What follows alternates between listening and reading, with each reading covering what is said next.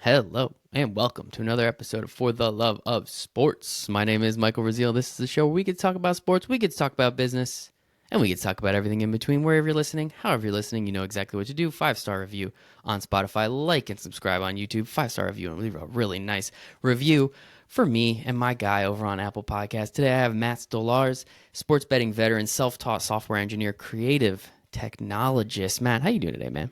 I'm doing great. Thanks for having me, man. It's been Dude, quite a while since we first had the conversation of doing this, so yeah, I'm glad I finally got the time. couple beers deep. Usually those are the best times to have conversations. It all comes together. We both have had kids, not recently, really, but we've had kids in the meantime. We're back, and that's all that matters. Matt and I shared a career path. Interestingly enough, we both spent some time at Caesars together, where I didn't know you existed, and you didn't know I existed, and then we spent some time at Profit Exchange, where we worked in the same office, which was pretty awesome. So very grateful to have Matt on, talk about his journey a little bit. But Matt, first question I have for everybody on the For the Love of Sports podcast is, why do you love sports so much?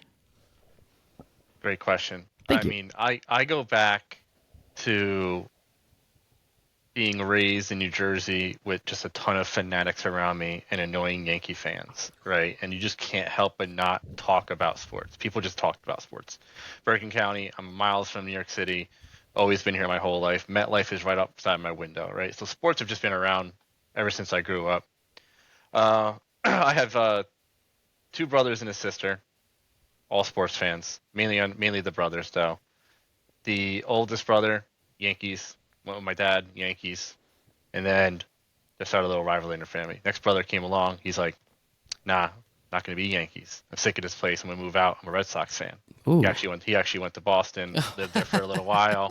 He went the die hard route. He actually helped build Gillette Stadium, where the Patriots play. that's a story. My sister came along and she was like, "I'm not getting involved. I don't care that much." Cool. Did her own thing. Didn't really get into sports that much. She played a little bit of softball. She was actually one of the first females in my town trying to play baseball back in the day. This goes back a couple decades. So Yeah. she was one of the people pushing the envelope in our family. We always kind of were active, playing different sports. And then I came along much later. I was the youngest by far, and I grew up loving baseball, playing baseball, little league and stuff. And around 4 or 5 years old for me was the 92, 93 back-to-back Toronto Blue Jays championships.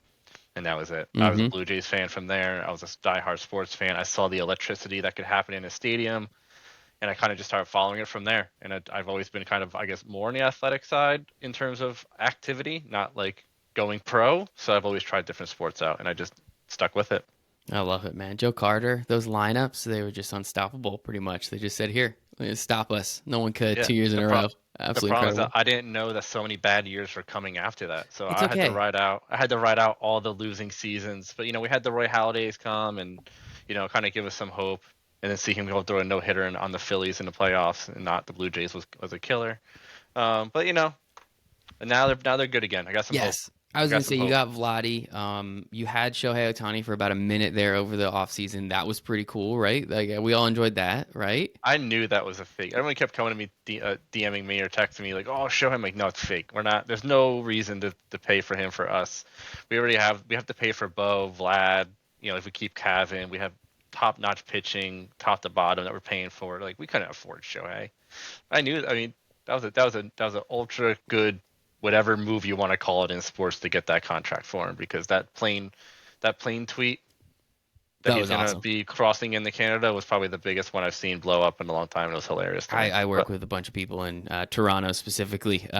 Work for the Score, the Penn, ESPN Bet. We have a partnership with the Blue Jays, so a lot of people in our internal Slack were very excited for about 15 to 20 minutes. But yeah, we all kind of knew he was going to the Dodgers. Why is he leaving the West Coast? So the second he wasn't an Angel, he was a Dodger, and everybody knew exactly. that. Everybody knew it. But hey, man, hopefully I'm crossing my Hope is fingers for you. I think it would be awesome. Hope springs eternal. I'm a Mets fan, so I know all about hope. It's kind of the currency I deal in.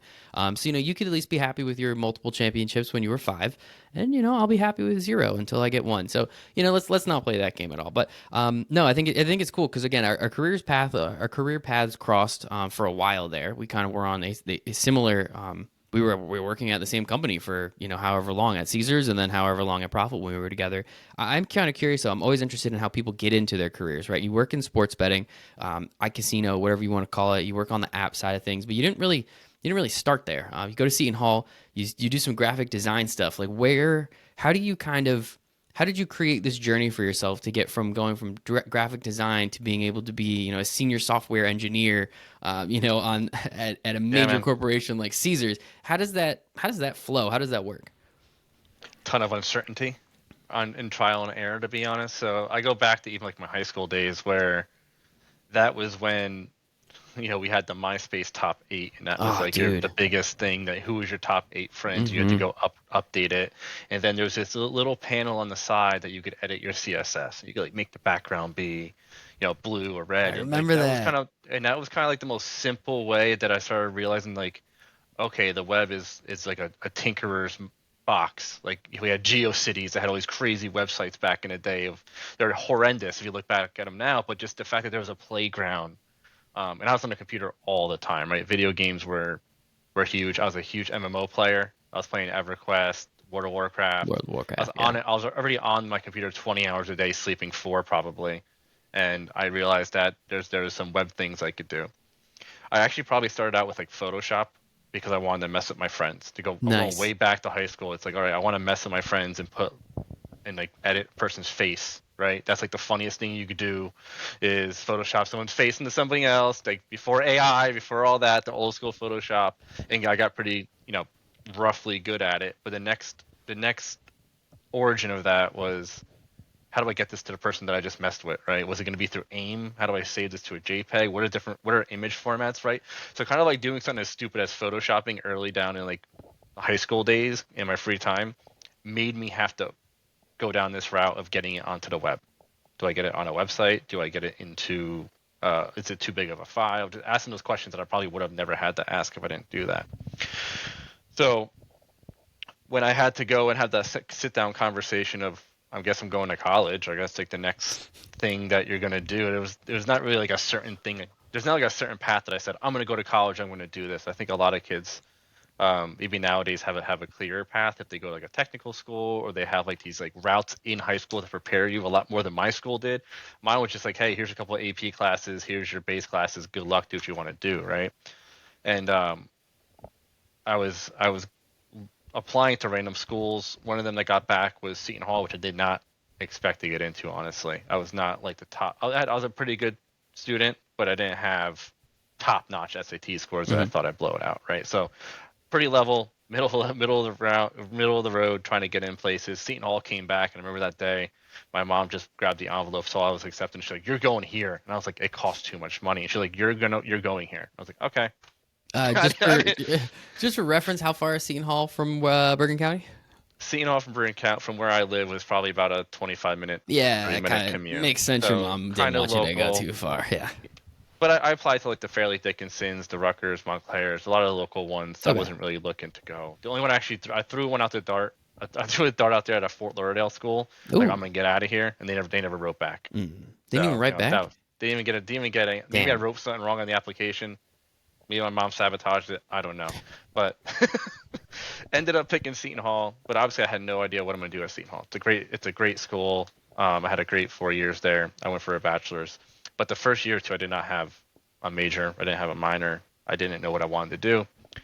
Um, but my journey definitely started cooking there. So the one thing that I was always kind of good at with computers was kind of fixing them. I kind of tinkered. I built my own first Wow. one when I was like a senior in high school. My cousin was also kind of a big hardware person that helped me out with this, so I kind of learned off of him. So when I got to Seton Hall, I was a commuter. I didn't have that luxury of living on campus. I had to go back and forth every day. My first job was actually fixing the laptops because every student got issued a laptop. Back then, really? Even back then, every student Wow. every student got issued a Lenovo laptop. They had to take care of it. That was used for all your classes. That was locked down. Had all the software you need. So I was in charge of people coming in. I had my hours I would work like an open hour situation. 5 or 6 of us would just get people coming. It was the stupidest things imaginable they do to their laptop, and I would start going through the motions. We only had like a run book of certain things they would let Yeah. a college student do, and then we had the real techs like next door if it was something like physical to be done.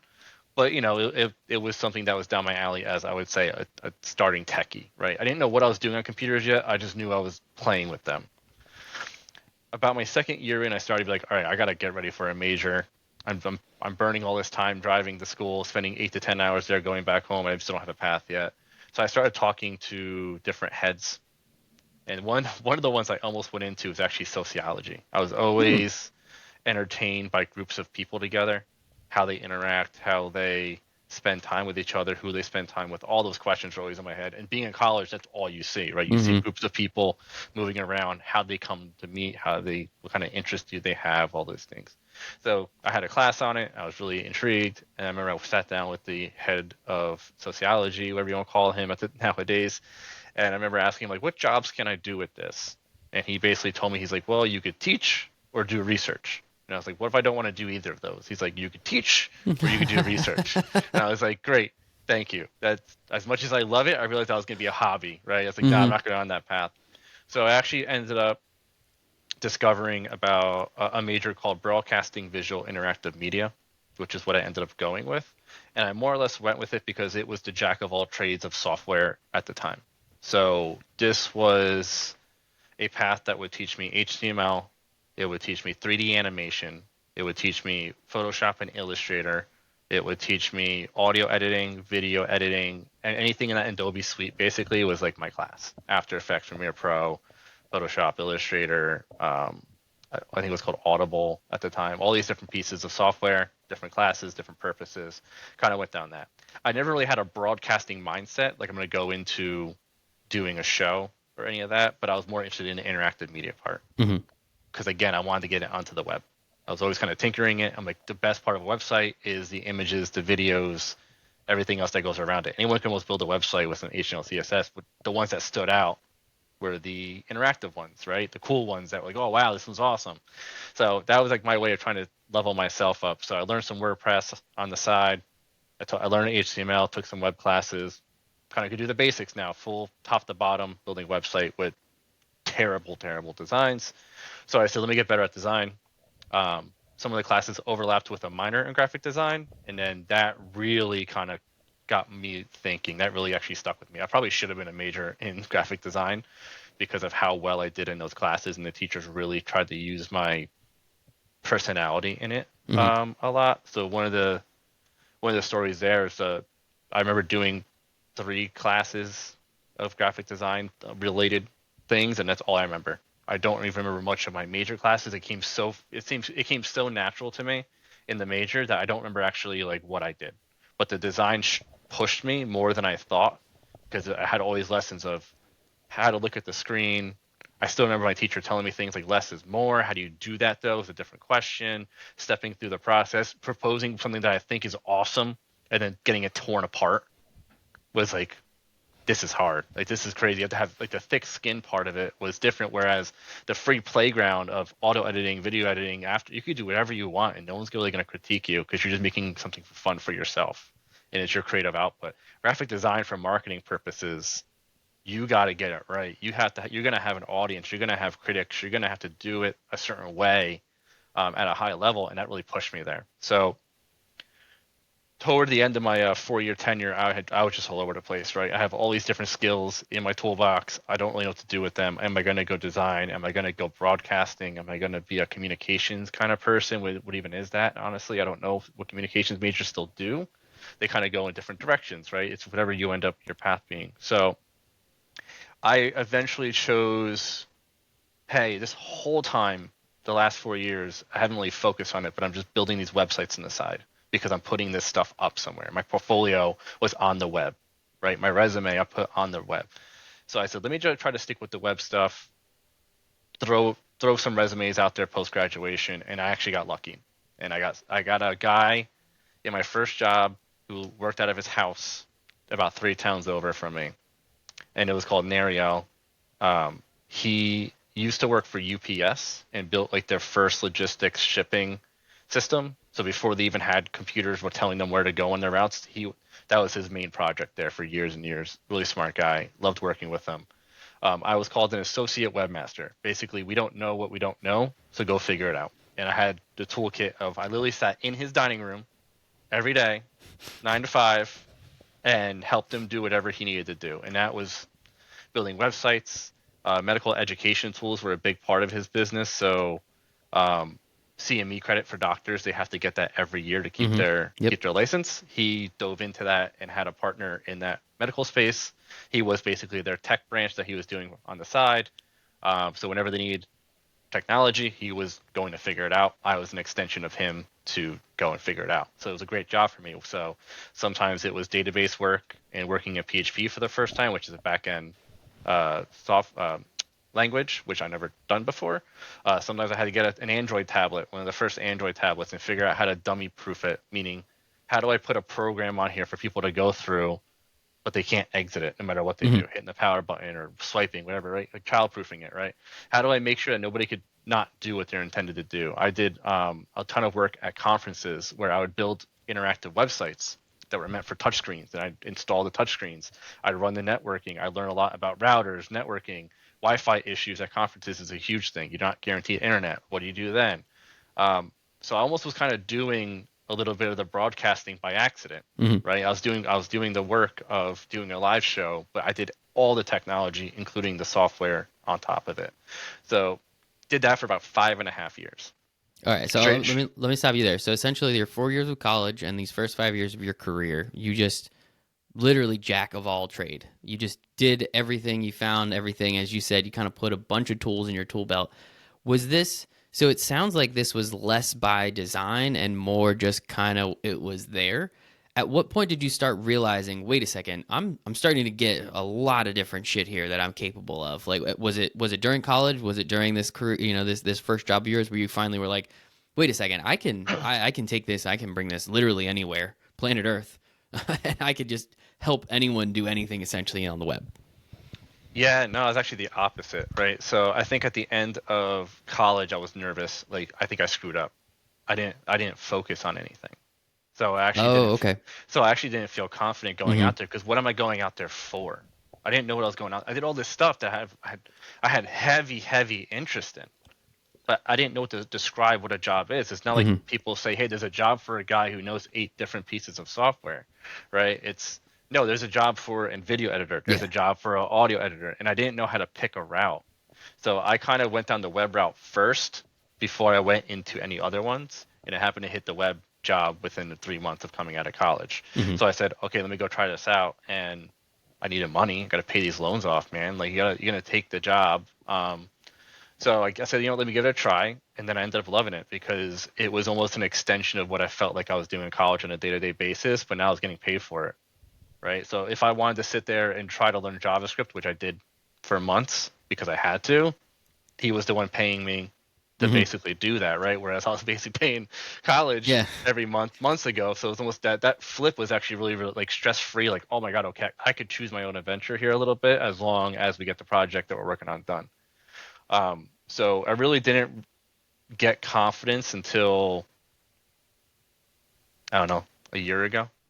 Like Oh, honestly, stop. this whole career path, right? So that's why I'm telling the whole story because one of the biggest things of learning and trying to and when you pick up all these different skills is sometimes the industries out there don't align themselves to you. Mm-hmm. They never really aligned themselves to me that I felt so confident to go, I'm going this way.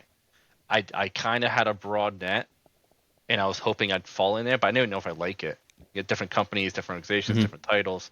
So I ended up probably staying with them a little longer than I probably should have. 5 years is quite a long time, but I still felt like I was learning. I was traveling. I had a great situation. It was close.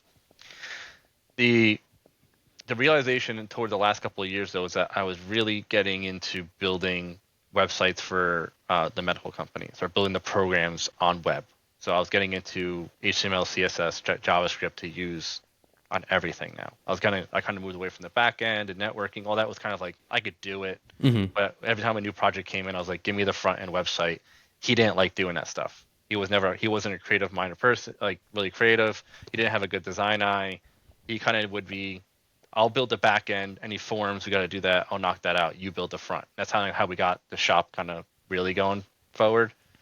Um, but he couldn't afford me at a certain point. Eventually, my Yeah. skills did get to the point where I said, "Dude, the industry is moving. I should probably start looking." Same conversation was, "What am I looking for? How do I Mm-hmm. go to how do I go into an interview like, hey, just so you know, for the last 5 years, I've been tinkering with everything. Right? Yeah. My same conversation from 4 years of college is I'm tinkering with everything. Hey, I just did 5 more years of tinkering, and after 5 years of experience, you're going to find a lot of job postings that are going to want you to be specific. Yeah. System. What is it? Subject matter expert. I know that's a Subject big. matter Yeah, expert. that's a So are big you? thing. So a lot of the difficulties there was, are you a front end developer now? HTML, CSS, JavaScript, and I'm sitting there going, I'm building websites every single week, month that I think would make me a front end developer. I have design skills. I could go into, Illustrator, Sketch, and all those different programs and work with it like a UX designer, though, right? So am I a UX designer? Like all these different titles kept coming up. So I kind of started throwing my resume out there, and I this is probably the biggest change in my life is I got super lucky that an ad agency in Morristown responded to me.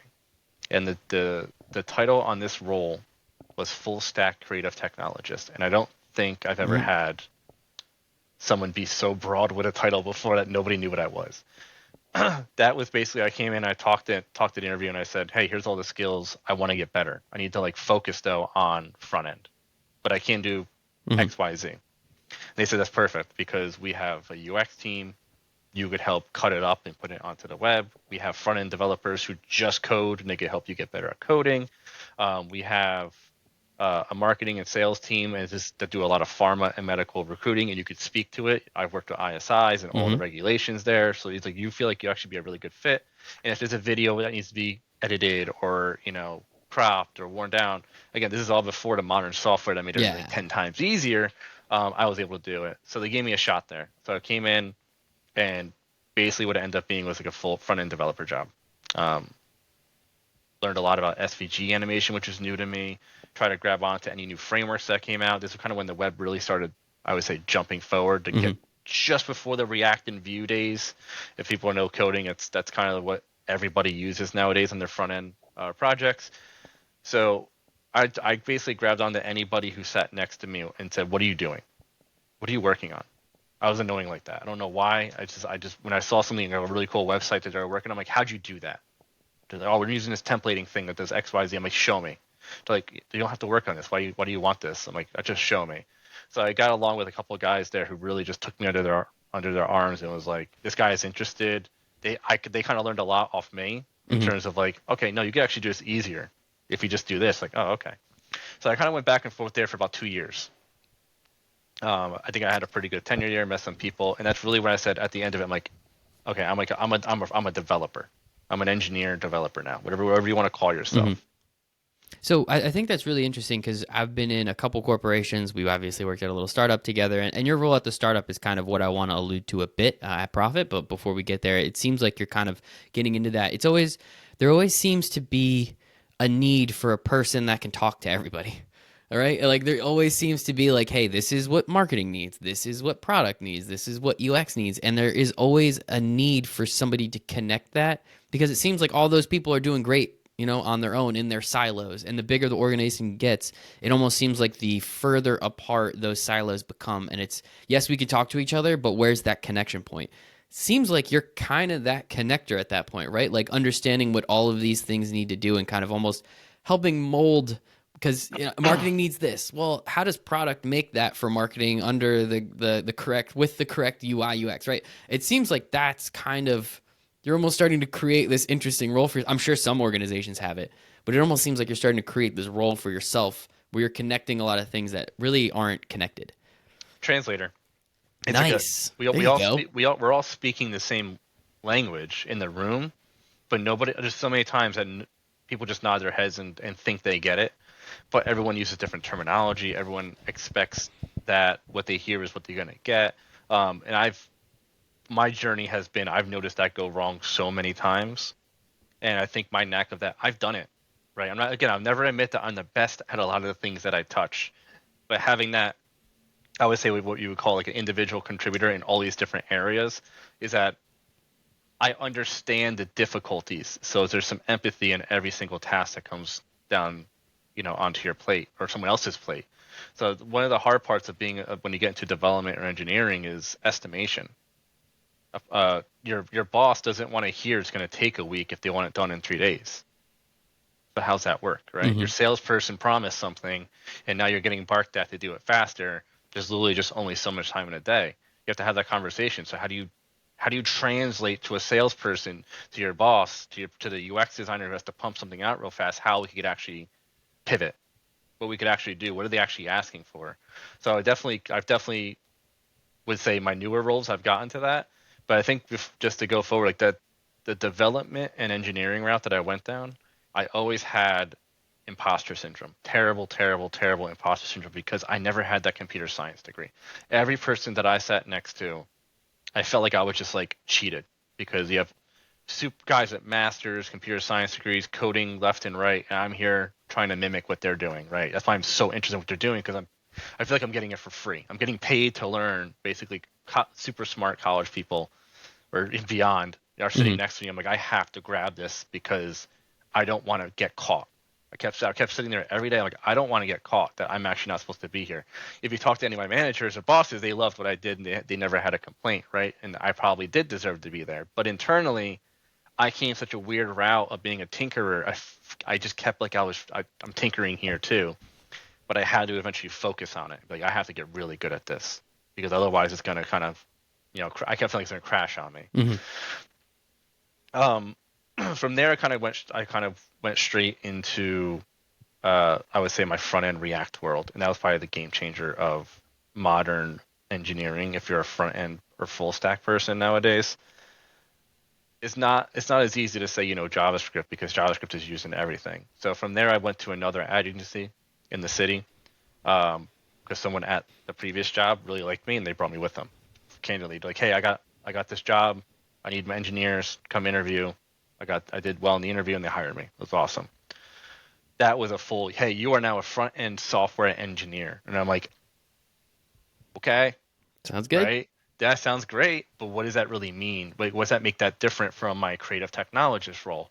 And what I started to realize is nothing really changed. It's just the title started to match a little more Mm-hmm. to what I was doing anyway. I didn't have to do as much of the video and audio and the broadcasting stuff. I could, but the request of that at these companies started to get lower because, like you said, the bigger the company now that I'm getting into, I didn't have to wear so many different hats. So I started with a two-person company, wore all the hats. Then I went to a small ad agency. Maybe there was 8 developers. I still had to wear a couple different hats. And now it's getting more pinpoint. Like, no, I'm going front end, and the design always helped out. Having that design eye when something comes onto your desk, and you go, I got to build this. I kind of knew exactly what I had to do, how to chop it up, how to use whatever software these guys were using, or I could push back now, right? I kind of felt confident enough to go back to a UX person and be like, no, this is wrong. But you're not going to find many engineers who are going Mm-hmm. to do that. Just going to be like, no, my job in this ticket is to build this as is to pixel perfection because this was ready to decided upon. This is where I started to kind of push back a little bit because if it was going to make the job harder to do it away and I had something that I saw that would be a lot easier, or I found a toolkit online that already exists that looked kind of like it, I would say, hey, can we just use this toolkit? And a lot of times like, oh yeah, absolutely. Nobody doesn't need perfect. But a lot of times you get that pressure when it comes digitally to you that you just have to do it, right? So I did a lot of internal tools there, which give me full access to do whatever I wanted to do in terms of technology. So I was able to architect projects with React, learn everything I wanted to do with that, and that kind of opened up the baseline of, all right, now I'm a true, I would say true like modern engineer. Was there for another couple of years until honestly it's kind of a little boring, right? It was just it's internal ad agency. I'm working in data sciences. My creative brain wasn't really flexing Mm-hmm. that much. This wasn't client facing anymore. So I went client facing to internal, and I said, "Is there anything else out there?" And that's when PASPA was repealed. Nice. This lines up basically where I was getting a little worn out, bored.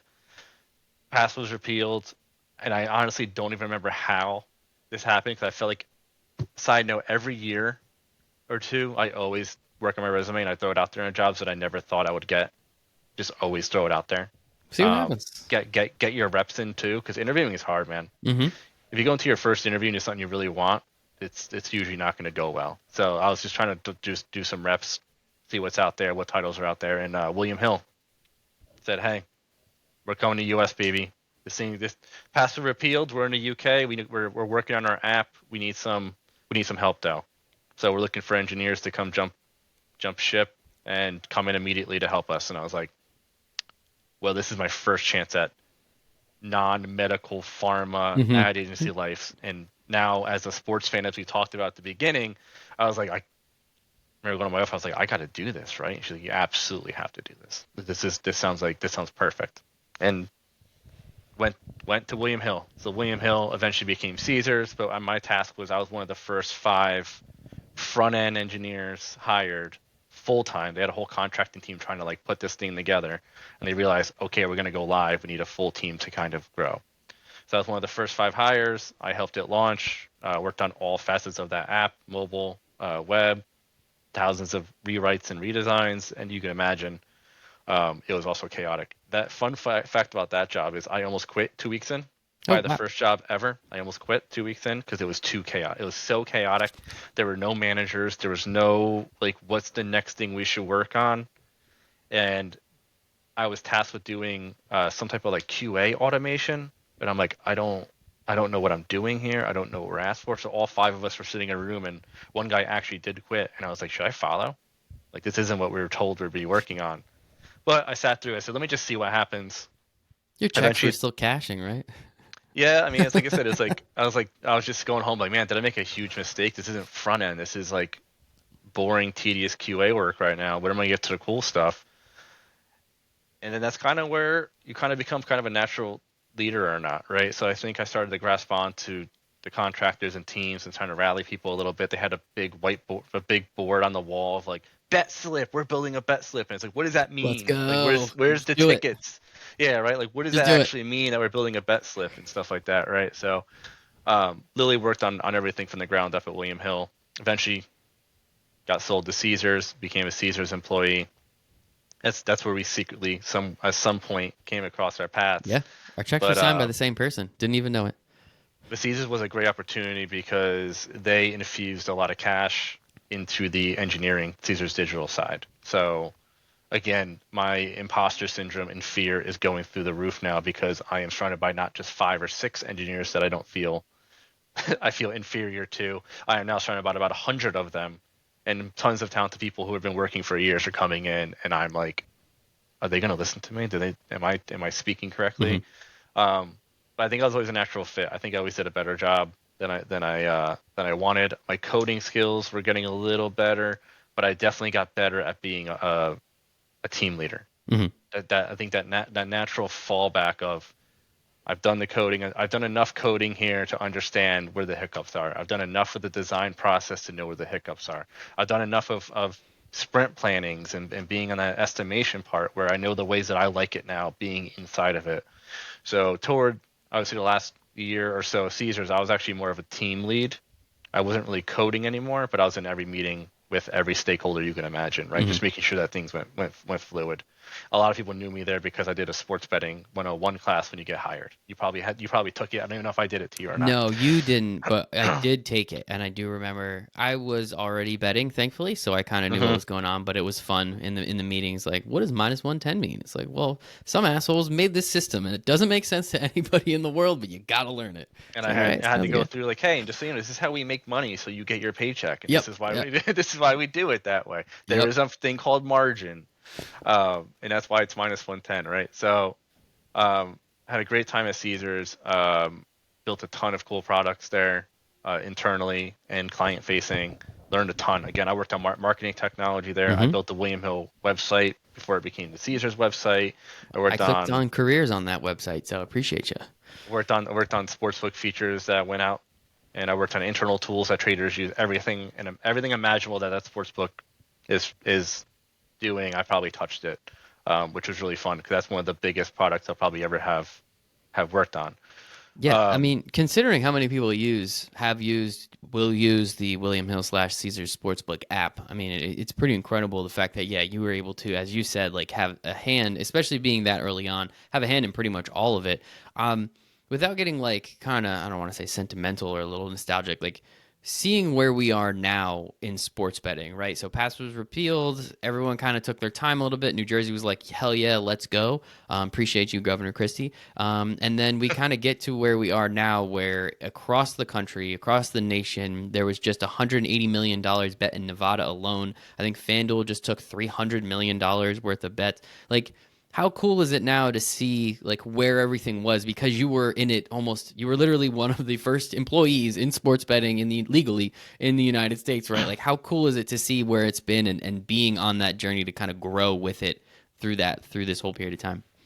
Oh, it was so cool. And I mean, I knew that when a sports betting company reached out that it was going to be highly profitable for them, and obviously hopefully for me in my career, right? Yes. So even early on, it wasn't like it was a, hey, here's this new product, we're not sure if people are going to do. No, we knew Mm-hmm. people were going to use it. People were betting offshore. There's a purpose why it was pushed so much.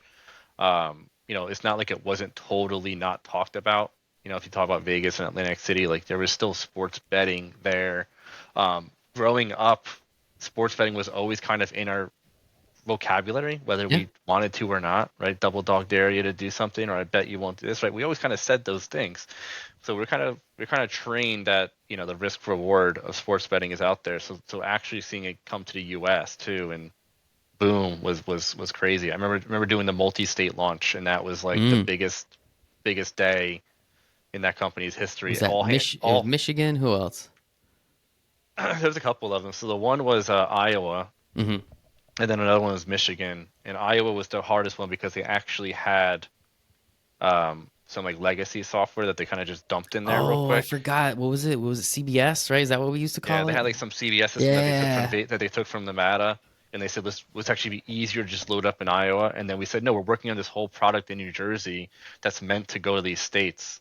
So then what happening is they have all these existing users, existing wagers and futures that live in Iowa, and New Jersey is like, okay, we're ready to go multi-state now. Iowa, you're up. Obviously, you go to a new state with no wagers, it's a little easier. Iowa Yeah. had all these people existing, so we had to transfer accounts, transfer money, transfer funds, transfer wagers, or close them out depending on the rules. Go to the regulators and ask them like, hey, which ones can we keep or not keep? And you hear about that nowadays when you see a book close. Nowadays, they have to go through that Mm-hmm. kind of tidying up things. If they got to pay it out or not pay it out, what do they pay out? And negotiate that with the state, which is kind of crazy. But you saw to go through the boom of state after state after state and seeing the FanDuels and the DraftKings and the Bet MGMs and everybody jump on board with these personalities and advertising. It was crazy. And then we're what, years in, and advertising is almost like ruining it. People are Yeah. kind of getting sick of it. And it's like, maybe we are pushing this a little bit too far. Maybe this is, uh, you know, maybe this is the tip. I don't think so. No. I think it's just the technology is still going to rise, and we'll get more offers and more offerings, more products, more things to do. Mainly because I think the turning point to me of like, okay, we have sports betting was when the leagues got involved, when the Mm-hmm. NFL changed their opinion, because 10 years ago they were like, never, no betting ever allowed. We don't want to be Gambling ruins associated with lives, that. rips You families know, apart, said Roger Goodell, as yep, he can't now takes a couple $1 billion every the year from second sportsbooks. those leagues turned and said we'll take the money for it and we'll just make some rules, that's when I think all the companies kind of had a sigh of relief, like, okay, we can't go away now. There's a So hockey team in Vegas. There's about to be a baseball team in Vegas. The NBA wants a team in Vegas, and the NFL just had the biggest game of all time in Las Vegas. I think F1 in Vegas, talk about getting in bed, right? Like it's definitely going, the year of Vegas. yeah. Shout out Vegas. I guess like so. I'm always curious, right? So I'm a I wouldn't say an avid sports bettor. I don't bet a lot of money on these games. You bet many more dollars on these games. I've seen your slips and you win a lot of money. So kudos, congratulations to you. What like what is it about all of these apps that they suck? Why? Why do so many of these apps, considering the amount of money, why do we spend so much money, we like the sports betting industry, why do we spend so much money on marketing? But these apps still suck. If you market shit, it's just shit, right? Like it's still shit. Like from your perspective, someone who works on these things, and I'll be honest, the Caesars app isn't the best. And when you guys were making it, I'm sure it was incredible, right? Like, what is it? Why can't these? Why can't? Is it we just don't want to put the money into it? Is it just people don't know what they're doing? Is it we're running too fast and we can't like take a second? Like, why do so many of these apps suck? Great question. Thank you. Um, I honestly always what it came down to is you are at the crossroads of a potent like you could do a really cool piece of software, right? Look at like Robinhood. That changed how to do stocks for casual people. And you could also have hardcore tens, $20,000 options on it if you want to. Nothing's stopping you. The app was just really cool and made it easy. Swipe up, natural. They invested a lot in that. And the tech behind it didn't really have much risk to them. It existed. Trading already existed out there. The difference in sports betting apps, I think, is that every company wants a piece of the pie as fast as they can and just did something. And a lot of them, maybe not nowadays, but early on, a lot of them signed deals, which is really crappy software, but there's nothing else. There's nothing else. There's like, how do I get odds onto a sports book? You had two options. You either had to build a trading team, which nobody knew what trading was in the US. There's no traders that exist. Yes, they are. Yes, they do now. But trying to find somebody who understands sports to the point that they're going to be able to price it for you, it was impossible. So companies came up on the side. They're like, hey, we specialize in just this. We don't care about being the UI. We don't care about what you do actually do with it. But here is the Thunder versus Grizzlies game, and here are all the odds for all the markets that we offer. So if you want to pay us a piece of the pie, you could just ingest it, and then you can have a sports book. And I think 90% of the sports books out there chose that route to get into US. So that became the difficult part of there's only so much you could do when you have a piece of crappy third party service that slows you down, and all your offerings come through that. So all these companies could invest on a good, nice skin, but when you keep seeing that lock screen or the bet doesn't go through or things don't update in time, it's because that third party service that they invested in just don't care. They really don't care. You're paying them money. They never had to make it ultra fast, and they probably have 15 other people paying them now, right? Because of the boom. Whereas if you have an in-house piece of software, which is what Caesars was doing from the get-go, they did not want any third parties to slow them down, which is also partially why I think they had a slow start. Like they're not the biggest name out there. The FanDuel and DraftKings obviously ran away with it, but Caesars was very much from the early like, hey, we're going to do it all in-house if we can, Mm-hmm. right? A lot more companies are getting over that hump. DraftKings had a few different acquisitions of software and then started doing it technically themselves by refactoring. All the companies are trying to realize that to get to that next level to not be crap, they have to invest in the technology and in the digital team. And I think that's where you're seeing a lot of products that some still suck and they're okay with it because they have their 2% handle in the state. They don't have a big enough team to say, hey, we could build our own thing. This is just okay with us. Or you have we need to be bigger and you have to get the money into it. So you get to hire engineers, which are not cheap. You have to hire managers, product people in the sports betting industry. You have to look at your competitors and say, who did they sign a deal with? Who's left out there for us to work with, right? I think you would know as like working with all these affiliates.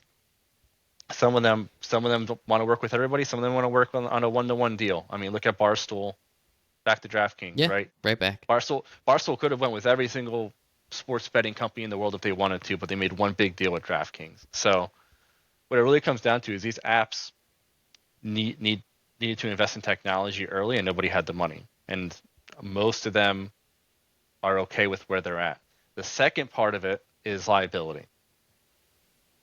How much is this company willing to take on any market in any given time?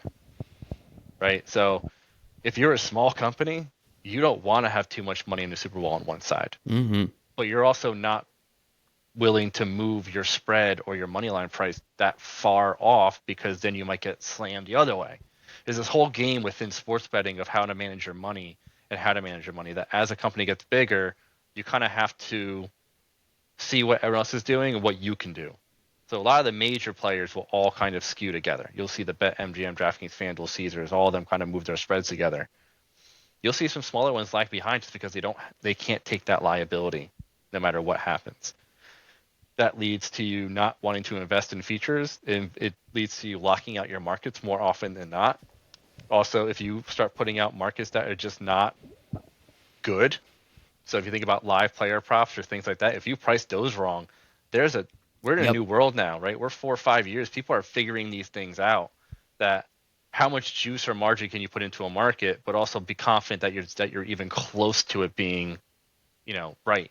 So a lot of apps kind of go with the status quo of what people expect. Some of them are pushing the envelope with newer things, but they're big enough to take that liability risk. So it's kind of a twofold battle. So you'll see a lot of new products coming out that are trying to, push the envelope of how do we reduce liability, increase handle, and streamline technology. All great questions. All great questions. Can you answer them? Like it's just one of those things. It's so frustrating. It's so interesting. Like I'm a fan of this industry. I've been in this industry for I don't know since like 2021. So like 4 years now. And seeing and hearing and understanding going from Caesars, both of us. Then we'll get into profit here in a second. Working at this first sports betting exchange in the United States and like how essentially groundbreaking that is. Unfortunately, just not enough people know about it, right? And now I'm here at Penn, where we were Barstool, now we are ESPN, and all the shit that we Mm-hmm. get to do with ESPN is so much fun from a like technology standpoint. It's super cool. But there's still a lot of hurdles we still have, right? Everyone still has hurdles. It's still ridiculous. Like, what are some of the things that you, again, with your background, understanding the app development, the web development, the engineering, all of that stuff. What are some of the things that you look for, just in these apps? Like, is it simply like all my friends use FanDuel, so I'm just going to use FanDuel, or DraftKings offers the most markets, so that's usually where I put my money, or is there a little bit more to when you're actually trying to go place a Yeah. bet? Like, are you looking for anything kind of from with that part of your brain? Oh, absolutely. So the things that I look for now are speed to bet, time to bet. That's like all I care about. We're kind of in the golden age of like sports betting resources. You have Discord, you have Twitters, you have pundits on ESPN. If someone says to go and bet on Curry over 40 points, do you really want to log in, get a two-factor code, try to navigate the NBA, go find the game, go into the game, go into player props, find Curry, go to his all points? Do they even offer 40? Where do I find it? Right? How do I know that even has that market? So all those clicks and pain points kind of kill you, um, because you'll get discouraged or get distracted or you don't care, and then you go in there, Frustrated? yeah, and then you go and say, oh, I don't have any money in my account. Now I got to deposit. What deposit options are there? How long is this going to take me now? I got to log into my bank. I got to log into PayPal. I got to get a code there. Like there's so many steps to go and bet depending on what the app wants to invest in, right? Or talk about signing up for an app. Signing up for apps used to be terrible experience in Yes. sports betting. We're talking about, just to recap, we're talking about a regulated piece of software here, right? Like there is a ton of rules within that state in sports betting that you have to abide to. Like my joke working at Caesars is, and profit we'll get into, was 90% of it was regulation work, 10% of it was on the app. That's probably the other thing that people don't realize is there are so many tools and things that you have to do to protect the players that people don't really hear about, under the name responsible gaming. So there are rules in there that kind of force these apps to be slower. The two-factor code is because they want the accounts to be secure. There's been a few hacks, Yeah. right? So would you rather be slower at your time to bet or get hacked? Then you get into the conversation of like biometrics. How does that work? Am I allowed to do it? Is it face? Is it fingerprint? When can I do it? These are all conversations you have on a day-to-day basis of you just can't go build the app you want.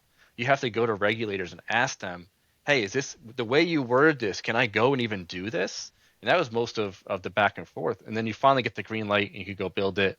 And you usually find out that they lied to you, or they didn't understand it's exactly how you thought it was going to work. So I mean, time to bet is a big one. If I could find an app just kind of pushing the envelope that could let me get in really fast, and I know it has certain markets that I'm looking for, that's usually what I'm doing. The second one is the price or the offerings is probably the biggest one. There's a huge community kind of rising up called plus EV betting, or arbitrage betting is also another side of it. Basically, people who are looking across all these different competitors, looking at the offerings, looking at the stats, and saying, what's the actual fair value market on this wager, and then comparing it across the board, right? Not everything's going to fit the system that they're trying to run through, but basically what you're saying is, if this has a 50% expected value and I could get paid out at a 45%, which pays out more money because it'd be plus money, that in the long run that should help me, Hmm. right? Because you're trying to reduce your edge that the house has. And there's people doing wonderful, crazy things with that. And now you have these great apps coming out with like Picket or Dark Horse in them that like they let you track every app across your books, and you can see if these strategies are working. In the past, it was kind of a blind eye. Okay, I got on the FanDuel and I was betting this for a while, but what's my actual ROI on FanDuel? How much money am I making on FanDuel? If you go and look at your account, you're probably losing on FanDuel. But then if you go and look at other books that you started doing a strategy on, or you find some success in, maybe because you're betting faster and you're more confident in it, you might find that your ROI is higher. So it kind of depends on what kind of one sports person you are and what you're looking for. Or are you a jack of all trades better, kind of like what I am, where I have a ton of sports that I'm interested in, a ton of players I'm interested in, and when I got to bet, I want to get the best value and I want to do it as fast as I can. Also, Because with the kid running around too, mm, I can't be on my phone or my computer for that long anymore, yeah, I right? don't So like when he sees me on my phone the whole time because then he starts grabbing for it and it's like, oh no, we're starting this too young. I think the speed to bet is a really like you make such good points when it comes to creating and building these apps, right? So I've worked for multiple sports betting companies as you have, and all my friends are always like, why does this do this?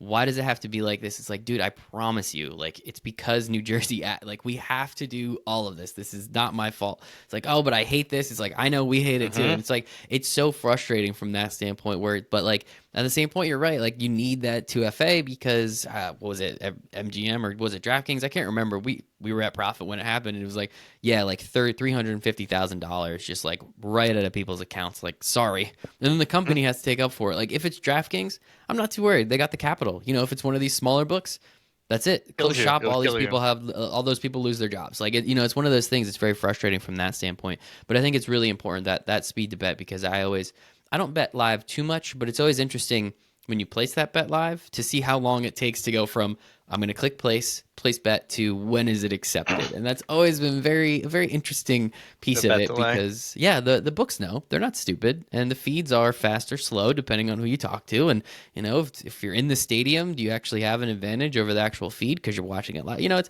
There's a lot of interesting things that can happen in sports betting where the house the house wins enough but we're going to make sure that we keep winning. We're not going to let anyone get one over on us, right? It's always that very interesting piece. So I think the speed to bet's a very good point that you make because not a lot of people think about all the bullshit that you personally had to go through when building these apps that you have literally zero control over. Yeah, it definitely. People don't realize that for sure, right? Because like I said, if you look at the Robin Hoods, you literally just put your fingerprint on, you can put a trade in 10 seconds because they don't have the rules that we have, right? Which is So, kind of weird too, right? And financial trading, what's the difference? hmm But that's exactly. kind of interesting. So you after Caesars, you get the opportunity to go to Profit.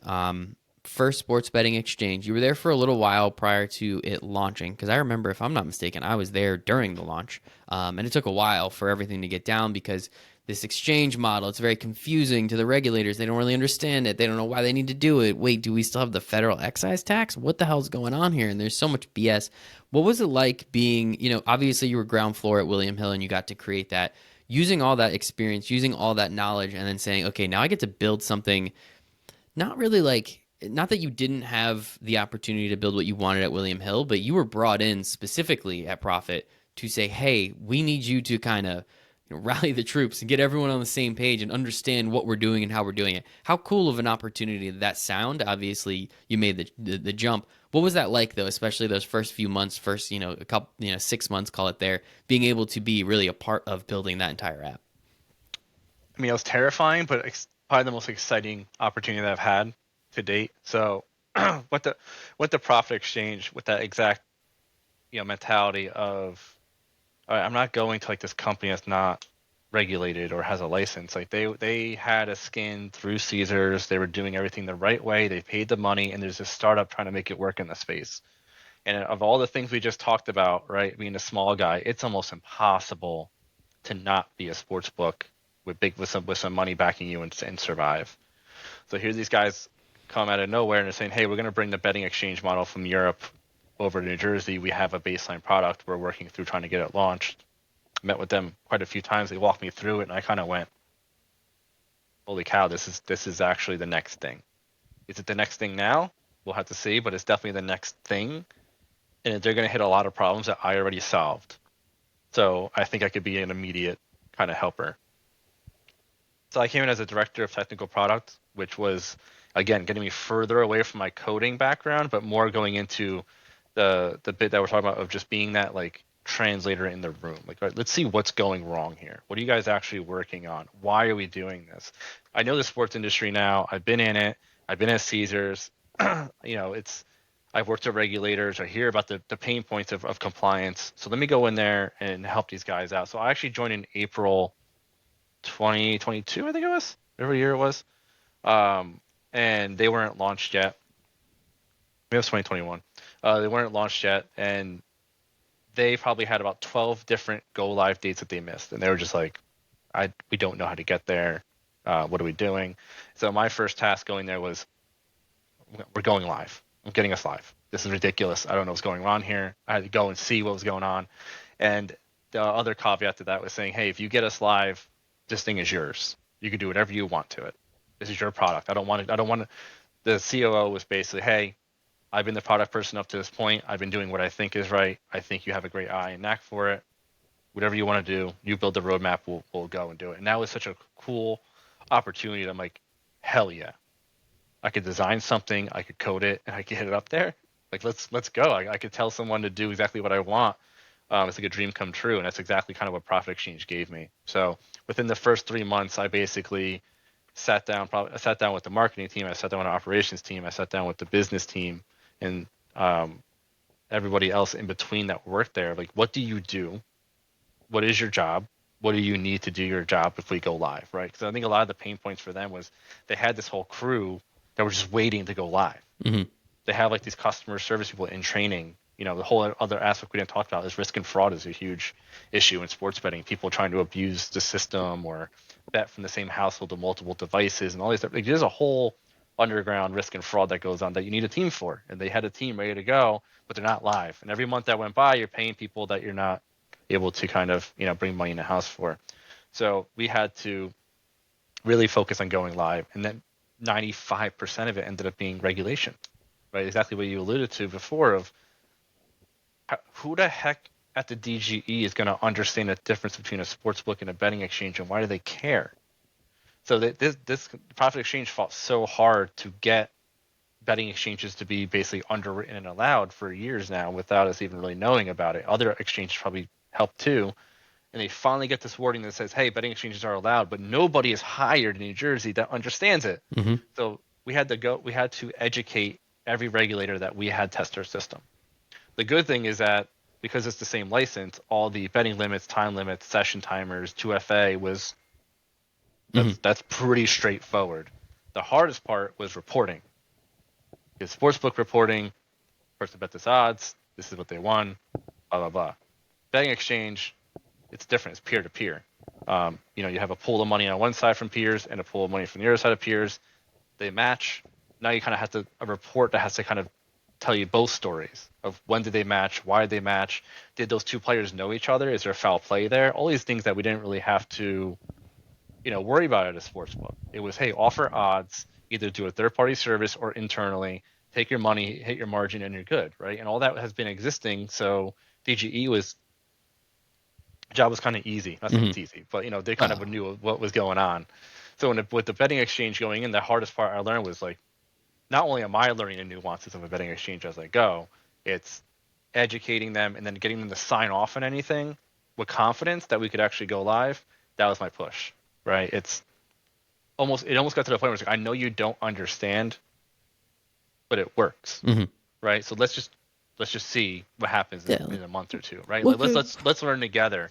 So we eventually got some lucky. We got some new hires that were on the DGE side that really knew. They came from betting exchange background. They knew what was going on. We worked through a ton of different issues. In August 15th or so, I think we were the first betting exchange to launch in New Jersey. Now, what we had to do was sacrifice everything product related. So going back to like what makes these apps suck, it's because we sacrificed everything to make it cool just to get it, bare bones live. That's also kind of the problem too, right? Because going back, if we didn't have the funding or full team to build new features, we would have been that bare bones app the whole time, and maybe it would have been okay. After we went live, that's when we started saying, all right, what's the stuff that we need to do next? How do we educate users? What are they looking for? How do we differentiate ourselves across New Jersey with 37 other options, right? So The profit exchange part was more of I learned more about the industry. I'm a sports betting person. I'm a product engineering person. I know design. I've worked with marketing people. I've worked with compliance and regulators, right? So now put it all together, sit in a chair, and just put my head down and figure out a plan for them. Well, I remember what that product was when we first launched. Yeah, August 15th, 22, right? Yeah, it was something, man. It was definitely something. Had all my friends download it and then tell me all the things that they hated, right? Because that's what you have to do is like, why do you hate this? Tell me, how can we fix it, right? And I probably relayed some of those things to you. I think, I know I did. It's just so cool to see what that product has become now, though, and kind of how it evolved over time. What was that like as you kind of went into what it was like releasing it and how nuanced and frustrated it was. When did it start to become, I guess, easier where you were able to say like, okay, we got the DGE side down enough. Now let's really like try and make this thing cool. Let's make this thing work. Let's make this thing look enough like a sports book that it's not intimidating, but remind people that it's not a sports book and it's way better in certain ways. Like how were you able to kind of walk those lines and make sure that you weren't stepping a little too far one side or the other? Honestly, it was ever since like one of the interviews I had, I already had the vision when I sat down with him. I'm like, this is how I would do it, and they could have not bought in on my vision. I could have, I told them, I think you need to be look a little sports booky. I know you don't want to because you're not. It's not always going to be one to one. But if I'm a user in New Jersey, and you're advertising to me. If it looks like a book, it has a sign up offer, and it has better odds. It's a lot easier to digest, even if I don't understand the whole underlying Mm-hmm. technology. So from the get go, I almost had all those major checkpoints like on my map, in terms of okay, we need to build like a six pack. Right, that was something that I designed. I put in the Figma and I parked it on the side until we were ready to build it. And I said, this is what I think it should be. Obviously, we had a full team of engineers and conversations. Then we tweaked it and I figured out exactly how to make it work. We built it. The price points on the event page is always kind of a different conversation too, because mobile didn't have a lot of real estate. Mm-hmm. Web did, but web users were different than mobile users, right? When it comes to a sports book, you don't probably care as much between the web and mobile. Mm-hmm. It's one button you click. On exchange, that was a big pain point. A conversation we had to have was if you're I'm going to call you a trader if you're a user. If you're actually on there going on and throwing out an offer, you're basically trading a little bit. You're way more confident on a PC to throw out tons of money and then manage that position, right? You're gonna put $10,000 on the best price out there, and you want people to match you. You're probably not gonna do that on your phone and walk away because you don't know who's gonna match you, if it's Mm-hmm. all matched, when does the game start, all these different things. Maybe you want that money back, or the odds aren't good anymore because you get an alert that a player's out, right? There's a lot of stuff you have to do if you're trying to play like a pseudo market maker, and we had to take that into mind when building these features out. So what was for web, what was for mobile. At one point, we tried to like let people turn their I phones, but remember that that. that was who's going to do that really? Was that really what you're going to do to see other price points? So we kind of always knew the pain points from like the MVP. It was just when we were going to do them, how do we want to do them, and a lot of that kind of came from the Caesar experience of I'm going to treat this kind of like a sports book, but then have a whole bunch of education around it Mm-hmm. and kind of leave it up to marketing to kind of go and word it right. That was always kind of the hard part of what do we call this feature now, or what do we want to call, like the profit boost was one of the ones that came out, and I'm like, is that the best name? It's not really a boost, it's like an opposite boost, but like people know what a boost is. Mm-hmm. So trying to go through those conversations of building that feature of we literally are going to manually create a market, let someone price it, but the price has to kind of match better than the opposite so that you have an arbitrage amount of money, which is what the powerful of the exchange kind of like really showcased there and got people into it. Before that, it was kind of like we got to click this button, you put your odds of 120, and then you'll see the opposite side show up, and then kind of sit around and wait to see if anybody takes it. And that was always a hard educational spot. So in the meantime, let's focus on looking like a sports book, try to get it liquidated, get users on here, more users, more liquidate, more money, makes it easier to get that snowball effect kind of going, and we built features around that. I love it. I think it's still, it's still, I look at the app all the time, all the cool shit that you guys have been able to do with it over the, I haven't been there for It's been more than a year at this point. I've been with Penn for more than a year. So just kind of watching from afar all the cool shit that you guys were able to do with it, I think is pretty darn cool. And yeah, it's one of those things that you said it is the next thing. Just kind of when, I guess, right? Like we're still in like the infancy, as weird as it sounds, of sports betting. Even though you can turn on any sports event and you'll see about 1,000 sports betting commercials from Bet365, FanDuel, Bet Hmm. ESPN Bet. Right now, all these freaking DraftKings, everyone on planet Earth has a sports book and they're marketing it, which is very frustrating, like we talked about. But at the same time, like what is the difference between DraftKings and FanDuel? I always make the joke it's just colors, right? Like it's just colors. Yeah. Promotions. Promotional dot who gives you more money and the colors of the UI UX. Like do you like blue on black or green on black? Like that's just Mark, kind of mark, slight difference in market offerings. And yeah, I mean, like I said, it's time to bet where your money is already too. Like if you're a veteran better at this point, you have your wallet kind of yep, situated on a bigger books. So if you have $100 sitting in there, you're more likely to go in there, right? exactly. You And probably that's log why in I every think day, that's do why I think promos. the exchange will eventually work, but people just don't care about odds yet. Like people don't do the math of what's the difference between -110 and -112 versus -108. Like there's not enough people out there that do that math yet, and that is the thing that I was obviously I spent a couple months there, and that was always something that I tried to push for, get my friends to understand. It's like I'm betting $10. Like why do I care if it's -115 or -112?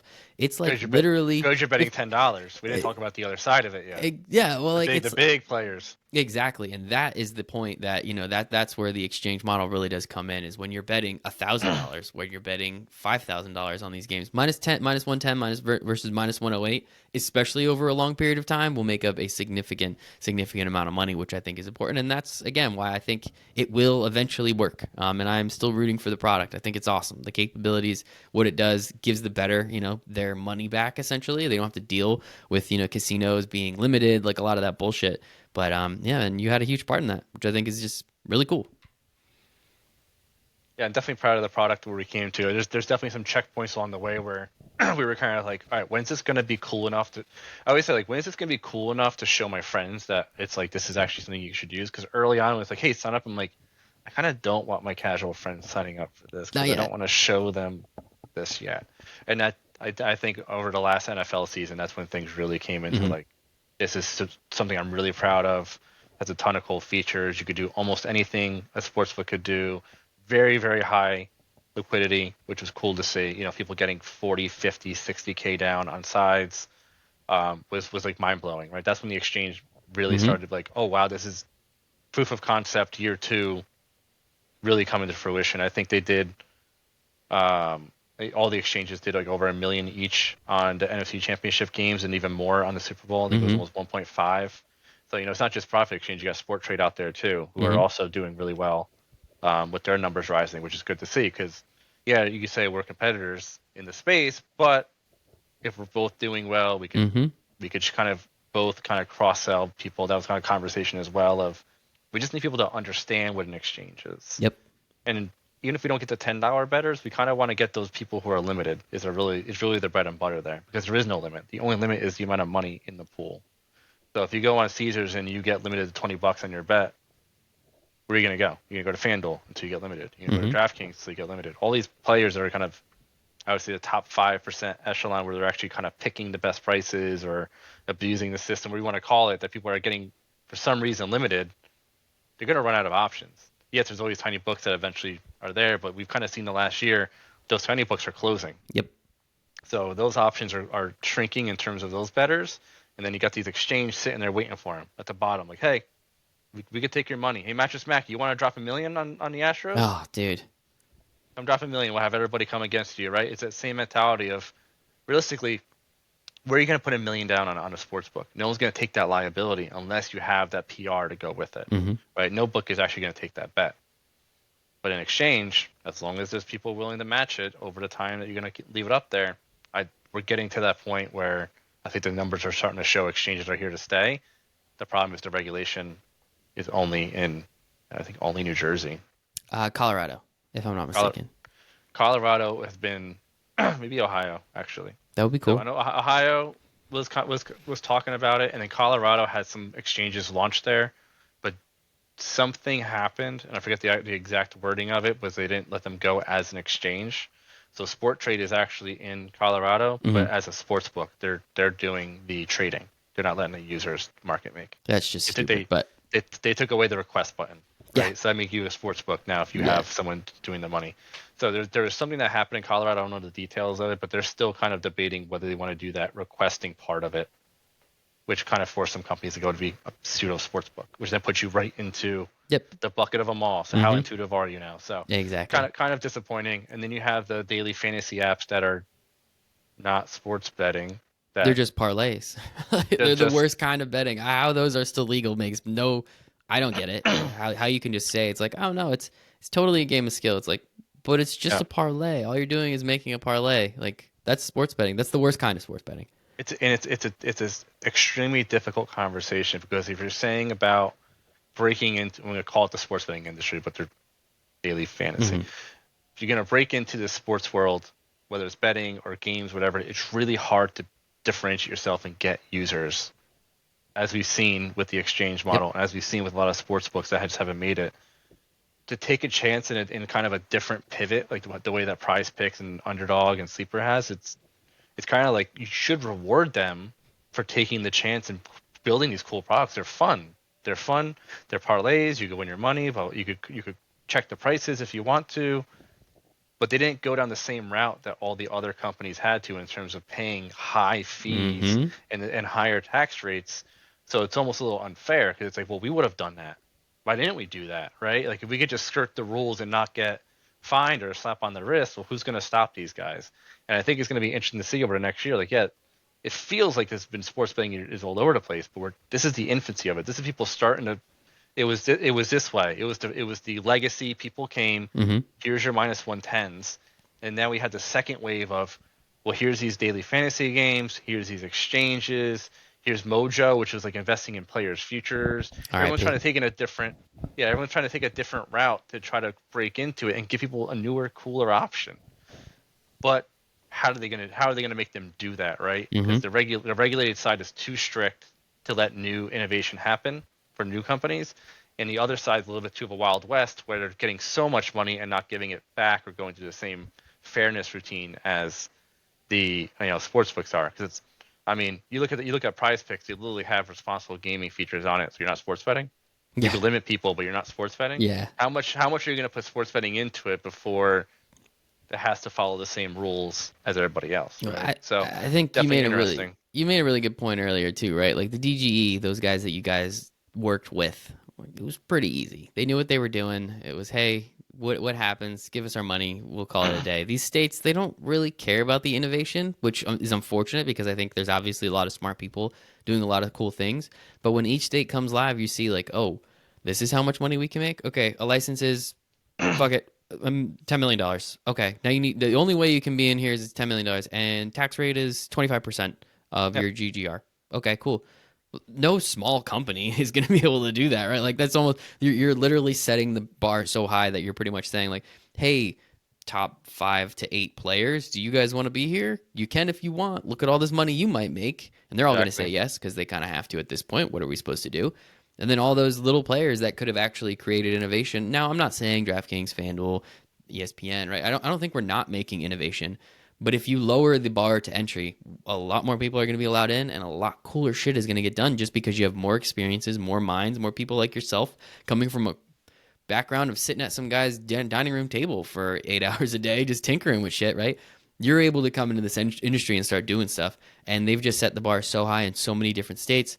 Like, yeah, if you want to enter one of the smaller states, that's cool. But like, the population is 500,000, and yeah, see if anyone actually cares, right? It's so frustrating from that standpoint that they've made the bar to entry so high. They're kind of self-limiting the opportunity that really could potentially come with sports betting. It's kind of sad. Think of any hobby you want to get into. If the price is too high that you can't afford it, you Yeah. can't do it. But if it was free, the free hobbies are the ones that most people do, and then they get really good at it, and some of them don't. So it is kind of an interesting thing. I mean, I went to a few conferences and conventions and talks, and everyone's trying to figure this out. What's the balance? What's it going to be in the future? I'm interested to see where it goes. I still think the sports books are going to get better. I think the regulators are going to get a little looser with a lot of the rules of time to bet. A lot of apps will start doing it better. I think security is going to get better. All this stuff's going to come with it, and then they're going to reassess and go, Mhm. okay, why are licenses tied to sports teams? Oh yeah, that one makes no sense. What are we doing? Why does I every thought we sports team? weren't. I thought we Yeah, weren't nope, really supposed to be together, and all of a sudden they get nope. two. The In only Ohio they get way. two licenses through Yep. their Blue Jackets. Like anybody really follows the Blue Jackets, that closely, that sports betting is so huge. But that's the stuff that I learned at Profit. Like I would have never realized that in the industry. But when you have to be at that business level, looking ahead, and you have the conversations like, we have to go buy a license for how much money? Hmm. And it has to be part of, we have to go pitch ourselves of why we are going to bring in more handle to Ohio, and that we're going to create jobs, and we're going to be this massive thing. We're a startup. We're on fundraising money. How are you supposed to get? How are you supposed to be given a chance in these states if you're supposed to promise everything that's way too out of reach right now, right? So thanks to New Jersey, the OGs. I mean, I would say the DGE in New Jersey is actually probably the sharpest in the country right now. They didn't really allow the prize picks and underdogs. They saw right through that real quick. They said no, that's sports betting. Cool, great. Now we know where we stand. We have the sports betting licenses. Those games aren't here. Move on, right? But this the different states at different times are kind of just started to do it in reaction. New Jersey didn't do it in Yeah, reaction. they're doing it in reaction. It's a different mindset. And they're just the people that are getting hired are just people from inside the government that they're just creating committees, right? They're not like going out and finding like, hey, guy who's been in this industry for 20 years, could you help us create these laws and regulations? It's no, how did all these other states do it? This is what we like, this is what we don't like, let's deliberate. Oh, okay, are the schools getting enough money? Are homeless people getting any money? They are. Okay, cool, we can both vote yes. Now we have sports betting. It's like, Yep. I mean, yeah, cool. I want schools to get more money. I have friends that are teachers. I wish they got paid more money.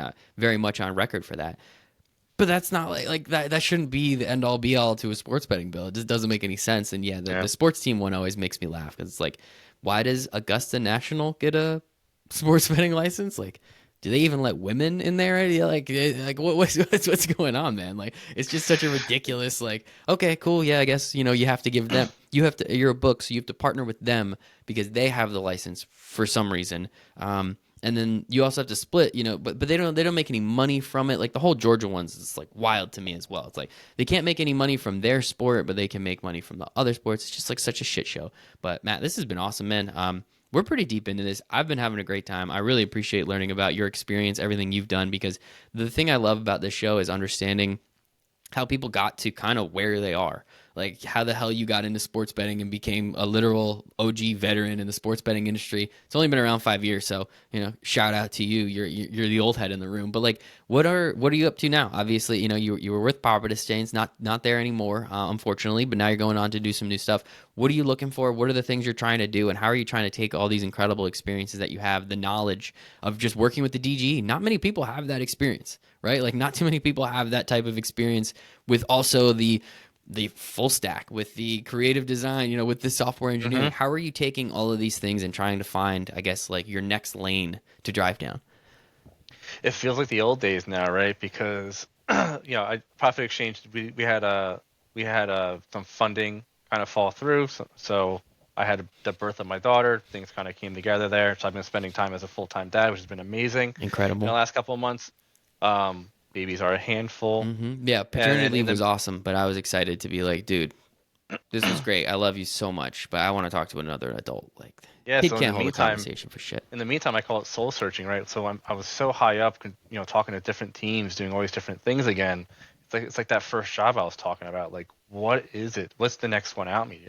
There's not going to be any jack of all trade directors to launch sports betting companies coming around the corner anytime soon that I think I'll be a fit in. Maybe there will be. I'll keep my eye out for it. But I think the next adventure for me is going to be pushing the industry if I can. I'm definitely trying to stay in sports betting. Um, but I'm not opposed to going to something kind of adjacent to it, right? You do have daily fantasy, you have the ESPNs, you have anything in sports. They're still trying to do cool things out there. Another interest of mine is we kind of slightly touched on was the in play Hmm. experience. The next chase for all these companies. Yep. Who's going to do that? Is it a streaming company? Is it Is it a sportsbook company, right? That kind of goes back to my roots of the broadcasting and video stuff where I'm a tinkerer, man. If there's a problem out there to solve, and the biggest problem to me that needs to be solved in sports betting is in-play betting. It was almost 50. I think when I left Caesars, it was 50% of the Hmm. handle quietly. Like nobody Yeah. ever talked about it. It wasn't even that good of a product. It came miles ahead now. Now you have micro betting, and then you have streaming inside the app. It's just all a little. It's getting there, but it's all not right there, right? If you could finally get to that, like you said, that courtside like view where the data isn't beating the feed and the odds aren't getting locked. How do we get to that like really cool experience of I'm going to bet on what I see when I want to? I think that's like the next step of sports betting. So I'm looking for the next innovator. Is it going to be a FanDuel? Is it going to be a small up and coming company? Is it going to be, better with Jake Paul? Shout out.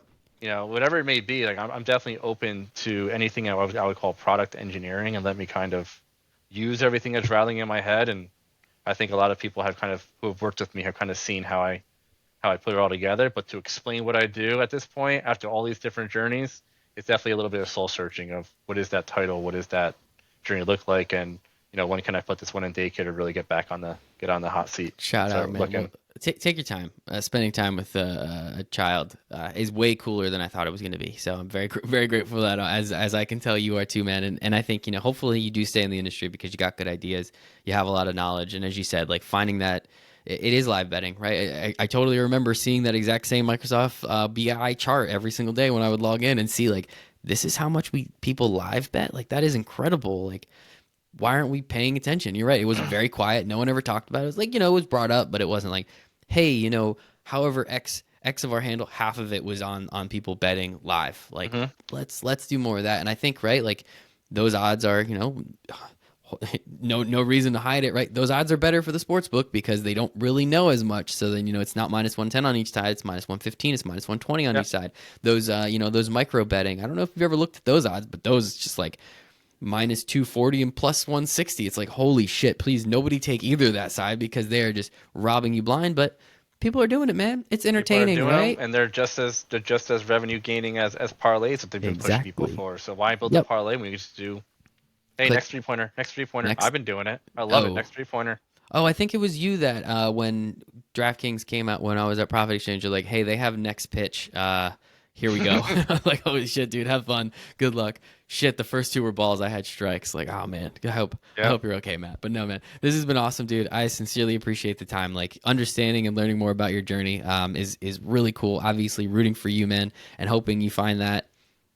I don't know. You don't know the role, so I can't really hope for a I, specific I one. will let But I will let you know when I find that next I, role. I was gonna say, hey man, you brought up Better. I know people at that company. You brought up FanDuel. I know people at that company. If you ever find a role and you're like, hey man, could you just, you know some people, right? I'm Italian. I know a guy who knows a guy, right? So just let me know, and hopefully I can help in any way, shape, or form, man. But no, this was great. How can we learn a little bit more about your journey? Follow you anywhere on the internet? Anything you have any good I thoughts don't anywhere? I don't do much on social media, to be honest. I kind of stick to LinkedIn. I'm not a big social media presence. I don't like to share my opinions because then people just give you stuff back. I'm a builder, right? Well, So next I've time seen you share your opinions with a former coworker of ours. His name starts with Joe, so I don't know. I like those. I've seen in those person, opinions. yeah, buy me a beer. We'll sit down. I'll tell you everything you want to have. I have stories. I mean, I'm here to help people. LinkedIn's probably the best way. Reach out to me. We'll meet up. We could talk like this. I love talking to people, anything in the industry. Any up and coming people who are interested in getting into the sports betting industry that just want to figure out, hey, do you know anybody or what should I do? I've done a ton of research there, a ton of experience in interviews. I have interview training. I've worked on my resume 1,000 times. So I would love to be a helping aid to anybody who's trying to break in because I've done it and it could be difficult and scary, but I could help out there for sure. I So love that, LinkedIn's man. probably the best place. Sincerely appreciate that. I'll make sure to put that in the show notes too. But I'll link to your bio too and all that stuff, man. Matt, this has been absolutely fantastic. One more time, sports betting veteran, self-taught software engineer, creative technologist, Matt Stolarz. Thank you so much, man. I appreciate your time. Thank you, Mike. Thanks for Love it. having me. Yeah, a pleasure, dude. Time's the only thing we don't get more of. So thanks for giving me some of yours. But other than that, hope Ooh, everyone has a great day. a little Appreciate it, wisdom guys. at the end.